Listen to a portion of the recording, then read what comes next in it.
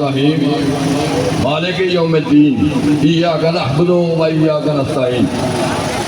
اصل میں جو چیز ہے نا وہ یہی ہے، پہلی اول هو الاول هو الاخر هو الظاہر هو الباطن هو علی کل شیء قدیر، اسی پہ اللہ تعالیٰ نے ٹارگٹ کیا ہے۔ جو کوئی سمجھے تو پہلوں کی بات کر لیتے ہیں تھوڑی سی۔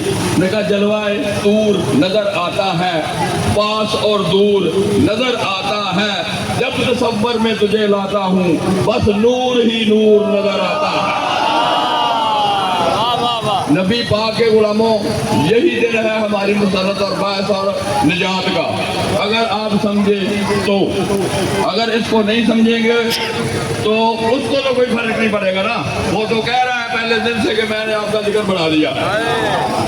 ہم کوشش کر رہے ہیں، اس کا ساتھ دے رہے ہیں اور ان کے ساتھ چل رہے ہیں کہ لوگوں کو پتہ چل جائے کہ ہم بھی اسی لائن پہ چل رہے ہیں جو اللہ تعالیٰ نے ہمیں ارشاد فرمایا ہے۔